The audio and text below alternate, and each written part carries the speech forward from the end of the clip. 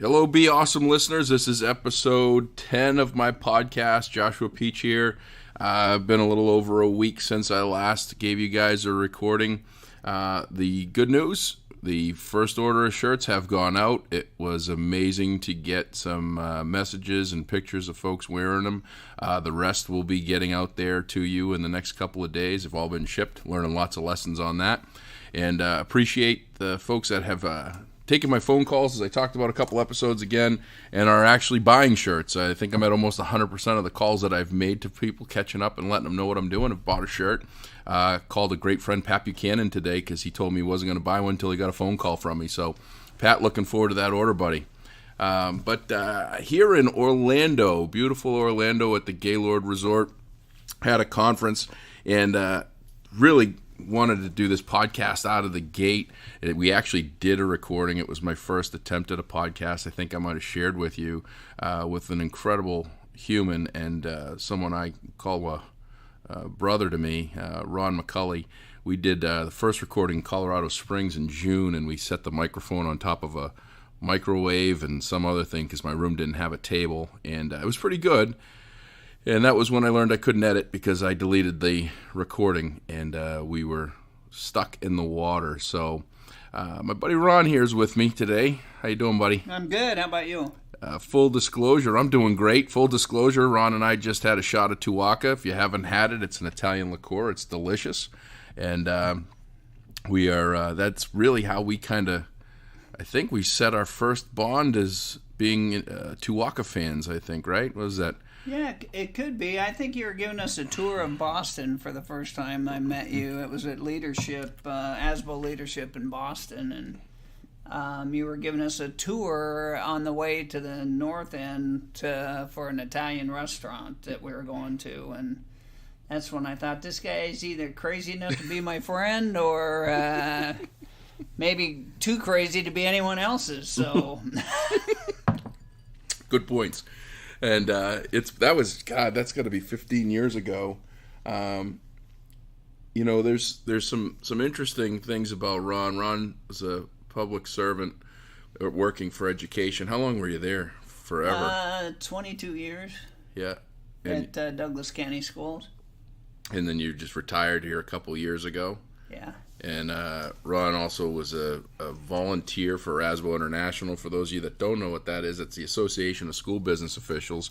And for those of you that aren't familiar with education running, those are the people that are responsible for doing the checks and balances and making sure that the money that's being used is being utilized as appropriately as possible. And the organization, Ron gave, how many, 6+ years on the board and as a past president. And grandfather, young guy. 2 2/3 times now. And the third time is going to make it 3 girls, right? 3 girls. 3 girls. Yeah. Great. She has a minor in math. I haven't linked it together either why she can do it, but she does. Mm-hmm. So we've had a lot of fun over the years. We've done a lot of interesting trips and spent a lot of time. We've had some nights of drinking and one of the things that has always amazed me about you was right out of the gate was your optimistic attitude and your just your kind of general demeanor of being a happy guy and someone that's kind of laid back. And we all say that's easy to do when nothing's going on in life. Hey, I can wake up happy if I got nothing to be miserable about. But you hit a major hurdle 9+ years ago, right? And that was 9 years. Yeah, I was diagnosed in May of 2009 with multiple myeloma. I had gone to my general to have a physical, and I've always had like some kidney issues, and they were never able to find anything. But he was able to link kidney with some blood work, and said, I don't like this. I'm going to send it to a send you to a hematologist. And I'm not sure I ever told you this story even, but I called to make the appointment, and they answered the phone, Rocky Mountain Cancer Center, And I just was stunned because nobody had told me anything. And I'm like, I'm sorry, I have the wrong number. And she goes, what were you calling for? And I'm like, for a hematologist. Oh, we do that too. And I'm like, yeah, but I can't help but notice you didn't answer the phone, Rocky Mountain hematologist. You know? So, yeah, that's when I was, after they ran several tests and they all came out negative. But when I had a bone marrow biopsy, that's when they were diagnosed multiple myeloma and wanted me to start on a pretty aggressive treatment immediately. So, yeah, you've gone through some not just aggressive treatments, but very painful treatments over the years. And one of the things that stuck out to me, one of the most powerful stories that I think I could share in regards to this that you had was, I can remember it might have been, I don't know if you were you just diagnosed, or might have been a year into, it might have been 2010, May of 2010, so you might have been a year in, that we went to the Red Sox game with Kent. It was the first time the Chicago Cubs and the Red Sox met in 100 years at Fenway Park. It was a milestone game that we went to, and I think it was probably 2010. Yeah, I think it was after my transplant, because I did end up having a stem cell transplant as part of that treatment. So it was definitely 2010, and I can remember Kent saying to me, you know, how's Ron doing? And I said, walking around, he's hanging out with us. He's optimistic, hopeful, and trying to be happy with everything. But I can't imagine, you know, it's easy going. And he said, you know, do you think he'd mind if I'd ask, you know, a couple questions? I said, it's Ron, of course, ask away. If he gets offended, say that Josh said it was okay. And I can remember he walked up to you. We were at Fenway, we were getting ready to go in. He just walked up, really kind of said a few words, and then said, what's the diagnosis? What are the doctors saying? And you said, well, they give a timeline of 0 to, I can't remember how many years. And without missing any beat or anything, you just said, there was some schmuck that just literally gave up and went and screwed up the whole thing. So I'm going to work to get to the end of the spectrum and go further than anybody else, and try to give a more optimistic, realistic hope on that. And, that was 8 years ago. And, what did the doctors gave you? They gave me 5. Yeah. And I said, yeah, I'll take 10. Yeah. And last time I reminded my oncologist of that, earlier this spring probably, he said, you might want to start negotiating, because I think we're going to be able to do better than that. So, which is a relief for me, because that only would have given me 1 more year, and I wasn't too happy with that at all. So, even though it's twice as long as I was told, it's not long enough. No, that's... It's never long enough, I guess. No, it isn't. It's never long enough. And I'm glad that you, and I know there have been times, just knowing you, that there were times where it was tough. Oh, yeah. In making decisions, difficult decisions on, treatments and what to do and how to do it. And I've had conversations with Amy about stuff like this, and, trying to be who I am every day. Hey, look, I got stuff too, but I got nothing compared to some of the stuff that you've gone through. So to put myself in my shoes and say, well, I'd be 10 foot tall and bulletproof and doing the same thing Ron would do. I don't know that I would. I question that internal ability to stay the way that you have. I mean, you literally have been amazing to me in our conversations and how you just. I remember you went to you had an appointment in the snowstorm. You remember this? Yeah. And you called me, and it was like a blizzard. And you called me and you just said, hey, I just called the cancer center, and I told them that I already have my obituary plan to die from cancer, and if I continue on to my appointment, I'm gonna die in a car accident, so I can't come. So I gotta miss this one. Yeah. They're laughing. They thought that was the funniest thing they ever heard. But I'm sitting here just going, I can't believe he just said this, and is laughing, and then I started laughing about it, because I was like, this is just not something you would hear from somebody. But, I mean, look, I wanted to keep this light and everything, but I think the world needs to hear, what is it? How do you do it? How do you smile every day? How do you, make everybody around you, there's 1,500 people here. every single one of them knows who Ron McCulley is. Every single one of them is going to come up and give you a hug. And they ain't doing it because you got cancer. They've been doing it since way before that.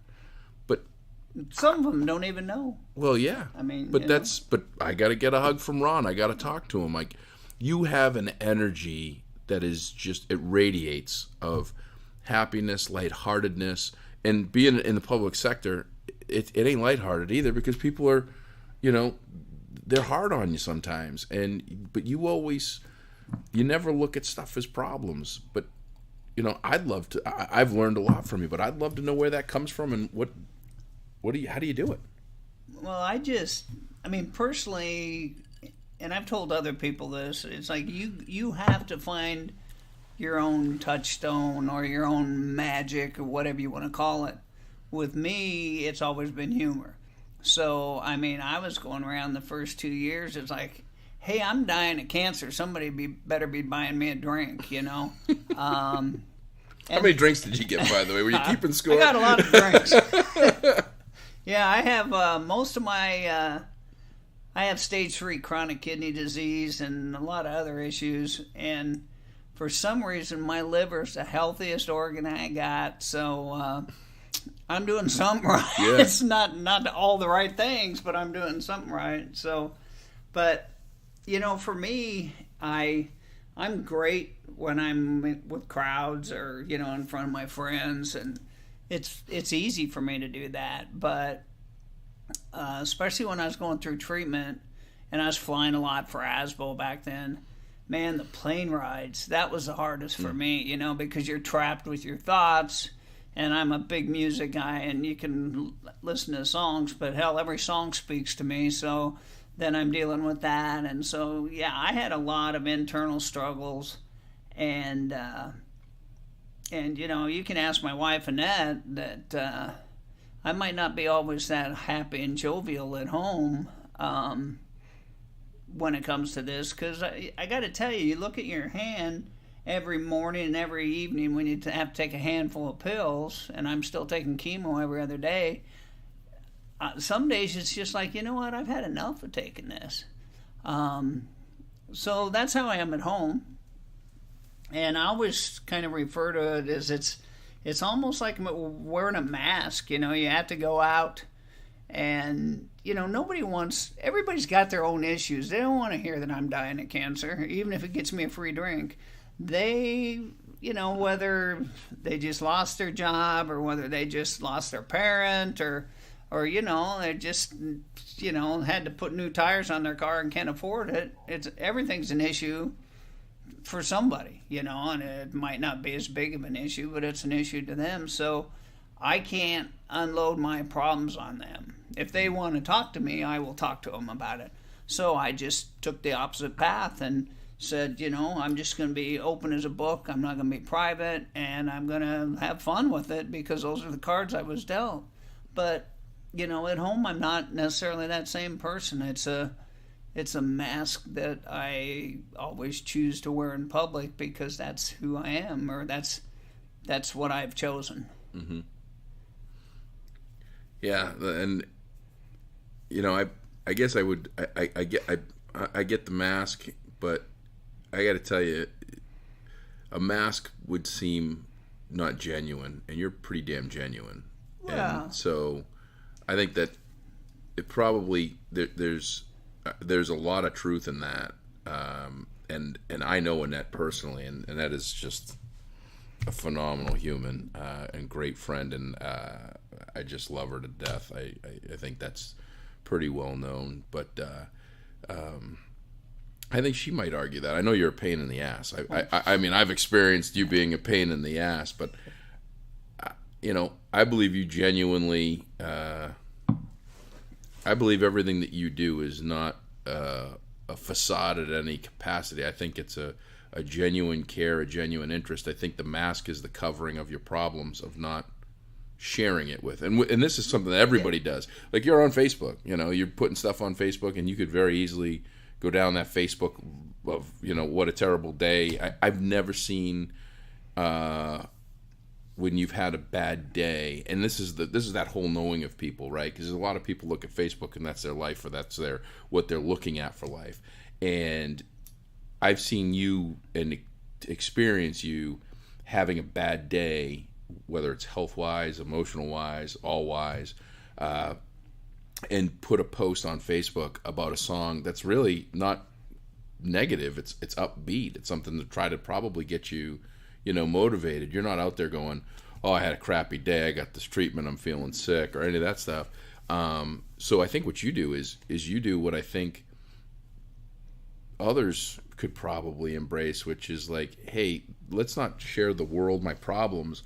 Let's try and share the world the reasons for being happy and to enjoy it and to capture it. And if somebody knows me, they'll ask me and I'll tell them. I'll openly say, this sucks. Because I've had many conversations with you where it sucked, right? We had that drive to Myrtle Beach from Raleigh where I think I got lost and tried not to say it, but it should have taken like 3 hours and it took like 6. But you'd never been there, so I don't think you caught on. I had no idea. You didn't catch on the time of it. But, we had a long talk about all the stuff that was going on, and it was, a lot of shit. And I think that what you try to do is try to find the good in all situations, and then occasionally we'll put out that kind of, this sucks right now, and thank you very much. And Annette's always smiling. It's like I think she sips the Kool-Aid too with you, because if you are having that challenge, she doesn't show it. So I think having that great companion, I know with Amy, she definitely has to embrace the suck with me a lot, because I'm a lot like you, and she does it like a unbelievable champion. I sometimes sit there and go, I can't live with myself, I don't think. I wonder how I have the good fortune to have such an incredible woman by my side at times, for how I get sometimes upset. So well, yeah, I didn't mean to sound, when I said a mask, it's not fake. It's not fake by any stretch of the imagination, but I feel like that's what people expect. Yeah. So I can't be having a bad day. Yeah. So like if you're quiet, you walk into the bar and you're quiet, it's like, oh, what's wrong with Ron? And then all of a sudden there's, a million stories of things talked about, so you have to live up to the hype or the expectations of what it's been, and then you couple that with you being sick. Everybody probably thinks that you're you got something going on, and maybe you play that off for a second round of drinks, but right. Well, and the thing I've learned that was the most important thing, and I think it's helped. I know it's helped other folks. I got a lot of cards, and I'm sure flowers and stuff. But when you're having a stem cell transplant, you literally don't remember anything for that entire 60 days or whatever. And so when I got feeling a little bit better, I went through all the cards, and to this day I have every one of those, and they mean a lot, and I look through them probably once a year. And so now whenever I find some of my friends, especially struggling with cancer, because that's something I'm more intimate with, you can relate with and I always send cards, and I might check on them with a text message or maybe an email, but there's no substitute, and maybe this speaks to my age, of getting a handwritten card that somebody had to go to the store, had to buy, had to write a little note inside, had to address it, had to walk it down to the mailbox and mail it. And so I know of, I don't know, a dozen occasions where somebody's been diagnosed since. If I find out about it, they start getting cards from me, and they might get 3 or 4 cards a week. And it just meant so much to me that I think even if I'm only helping one of those people, because like I said, I was very open about it. Some people are very much the opposite. And I was trying to help a very good friend of mine in New York. Can I mention his name? You can do whatever you want. This is Greg Carlson, who just passed away from cancer in the last couple months, I guess. And he's a very private person. He's like the polar opposite of me. But I I'd send him cards. Like I said, for a while it was like at least every other day, and I'd check on him with a text, and I'd say only about 10% of the time I heard from him, but I kept sending him cards, and I kept sending him texts. And, I remember the last text, I still have it in my phone. I said, look, Greg, I'm going to get to Maryland, D.C., ASBO again, and we're going to go to your little bar on the beach where they have twofers, and we're going to recreate this scene, because I sent him a picture. It was me and Jenna and Suzanne and Bert. Mm-hmm. And I said, we're going to recreate that, and we can't do that without you. Mm-hmm. And he goes, that sounds like a great idea. And then I found out he passed away. And I felt horrible, but out of the blue, like that day or the next day, I get this random call, which I would normally never answer if it doesn't have a name on it. I don't answer that call. Yep. It was his son. And he apparently had listed like the top 10 people that meant, that, I don't know, had an impact on his life or meant a lot to him. And I was on that list. And his son called to thank me, and that meant the world to me. Because even though he was private, and, I knew he appreciated it, but it wasn't, like, God, Ron, I'm so happy I got that. It was very random that I'd hear from him. Mm-hmm. And I thought, man, this guy just is not like me, But when his son called and told me that, it meant the world to me. I mean, I'd still rather Greg be around and I could go down that little bar in Ocean City with him, but you take what you can get, Yeah. Wow. Yeah, your card writing, first of all, and you just hit me with just kind of a wave of emotion on this story and everything. I move in my office, as you know, and I have the gratitude wall, which is a huge, probably 3 foot. I've had to increase the size of the cork board, but I pin up every time I get a handwritten card from someone, and it could be from like Zappos, send me a handwritten card for a mistake they made, or someone saying thank you for your speaking, or something. Whatever it is, it's something someone took the time to actually put their hand to a piece of paper and write something. And so I had to take that down to move my office, and I was going through them, and I was like, Ron, because I got a whole bunch of them from you, and you've sent countless, and the Christmas ornaments and the CDs and all the stuff that you do to show that you care about people. And I can tell you that there's very few things greater than receiving a handwritten card for someone just saying, you're important, you matter, I care about you. And your attitude is your gratitude, and sometimes you have to look at the people that had gratitude for you to remind you of that. So I have the gratitude wall that when I'm down and I go, man, I don't think anybody gives a shit, I look at that wall and I go, wait a second, time out. A whole bunch of people do. They're all right here. They all just happen to be named Ron, but I only got one, but at least I got yeah. But I try to tell people that all the time. I mean, in this world that we live in, with email and text and social media and everything else, we need to get back and becoming more humanistic. And I've done a terrible job at cards. As a matter of fact, I just talked about one that I'm that's sitting in my office. I had about 6 sitting in my office with my travel schedule. There's no excuse for it.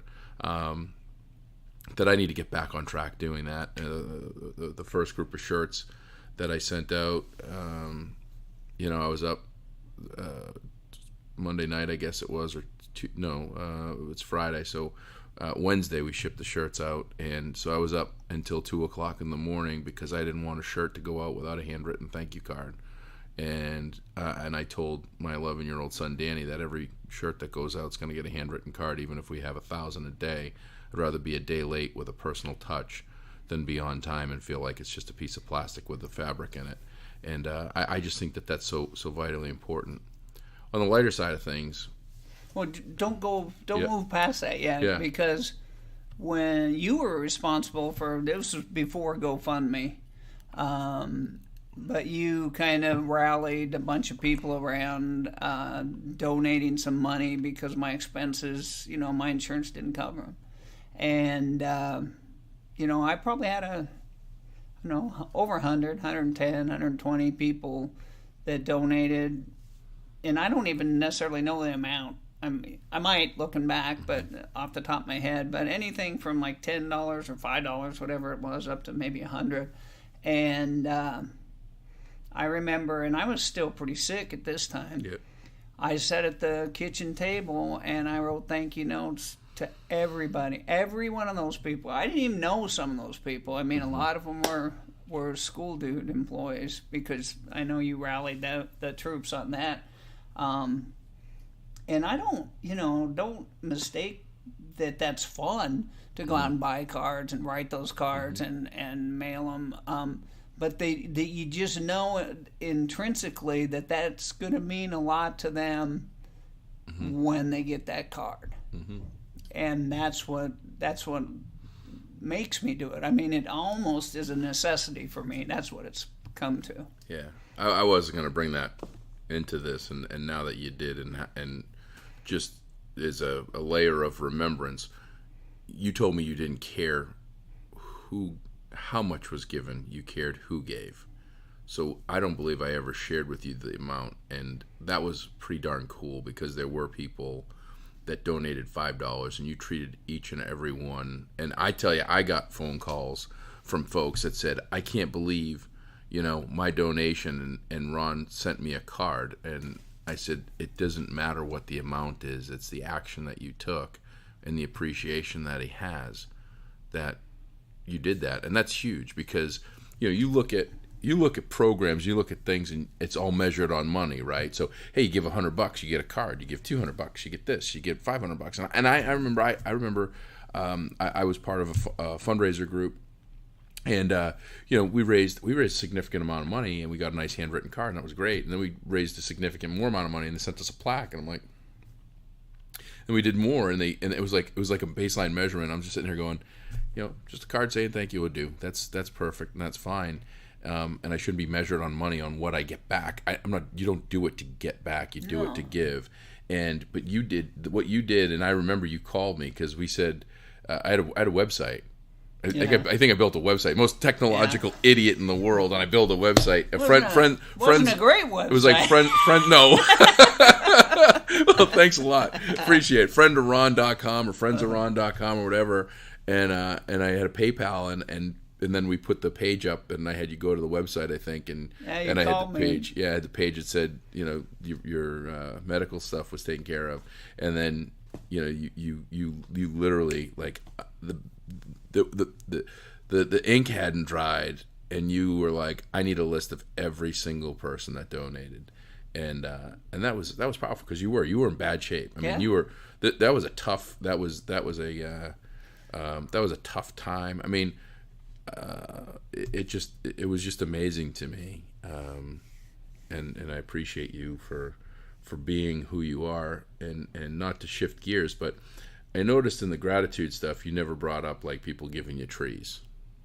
That's because they were late by a year and a half.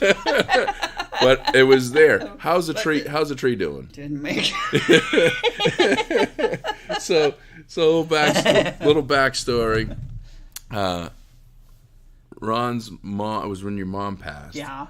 I had learned a North Carolina tradition, I guess. I don't know. It's some sort of tradition where when a family member passes, that you give I think it's a tree or a plant for them to put in the ground and for it to grow, and instead of just giving flowers that die in the service and all the stuff, yada yada. Long story short, I had said that there was going to be a tree sent out, and there was some communication issue, and I didn't follow up with the person who was no longer at the company that was going to take care of it.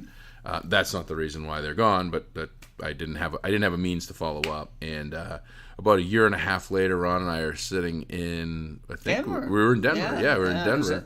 And it was last year. It was last year about this time. So we're sitting at this bar, and Ron loves to razz me as I love to razz him. And he says, "Hey, how's that tree going?" And I said, "Huh?" And he said, "That tree you guys were going to son, I never got that tree. And I immediately froze because I might drop the ball sometimes. Things might slip through the cracks. I don't intentionally do it, but when it happens, I own it and I fix it. And so within... You ordered it that night. Yeah. So within minutes, I ordered a tree to be delivered to his house, like in the next day or two or whatever it was. And it was a tree that I have, and I believe it was some form of an arborvitae, which is supposed to be a tree of life or some sort of tree of life definition of what it was, which I have at my house, and they grow wonderfully. The thing is that I didn't look at the map. I'm going to blame the planter of it, but the reality of it is it wasn't a good tree for Colorado. So he planted it, and a couple months later I said, "How's the tree?" And he said it's dead. So fail 101 on that one. So, but it wasn't for lack of effort. Yeah, on either end. I had the hardest part of it. I had to dig the hole, man. I just had to pay the money. Yeah. Mm-hmm. Mm-hmm. Well, this has been great, Ron. I'm just, I just look at life, and this whole journey has been incredible, and learning, and I'm such a different person than I was even a couple months ago. But looking back 15 years, I probably, thinking about it, 15 years ago, I probably didn't. I wouldn't like me 15 years ago. Like if I met me in a bar from 15 years ago, and I look at people that I've been in my life for this amount of time, and I'm just so appreciative and grateful that they gave me the chance to grow and to do better and to continue to do better and not be like, 'cause, I mean, I was crazy back then, but I was probably a jerk at times too. But our long relationship and everything that we've been through, and the mutual support, you've always been there for me, and I can't thank you enough for that. I appreciate you giving me the time. I know you got someplace you need to be. I get the air conditioning. You try to turn the heat on. The air conditioning's still blowing, so it's like 42 degrees in this hotel room. You can hang meat in these hotels in Orlando. It's like just this gust of cold Arctic air blasting at us, but I really appreciate. I'm just gonna throw this thing right on. I'm not even give it a chance to delete, disappear, or anything else. But I really appreciate your time. More importantly, I appreciate your friendship to me. And I look forward to spending the next 3 days down here with you anyway. Hey, if anybody can glean anything from this, you might be much younger than me, and most people are these days, but I still maintain that a handwritten card means the world to people. So if you know somebody that's struggling, it's great to give them a call or send them a text, but there's no replacement for a handwritten card. So don't forget that. I mean, it's kind of old school, but there's a lot of things that are old school. Baseball's kind of old school, and that's been around a long time, and no end in sight. Yeah. No, I agree, and I'm going to get those cards that I'm backlogged on, and I'm going to turn myself in, and I'm going to do myself a better job on it, because you're spot on. I mean, it's so important that we show that we care, and not just at face value or whatever, but that genuine authenticity of care. So I really appreciate you, brother. I love you, and I look forward to you telling all those doctors that you're going to keep extending that life cycle expectation and screw up that whole timeline thing by just exceeding it better than anybody ever has. And if anybody can do it, it's you. So we're going to sign off here. This has been a powerful 30 plus minutes with Ron. I really appreciate everybody in the Be Awesome world listening to, supporting, and doing all the things you're doing. As always, if you want to purchase a shirt, we'd appreciate it. It's online. You can find me at beawesome.com, beausm.com. Email josh@beawesome.com. Send me suggestions, thoughts, considerations, complaints, anything that you see I could do better. I'm learning. I'm still learning. And you can find me on Facebook and LinkedIn as well.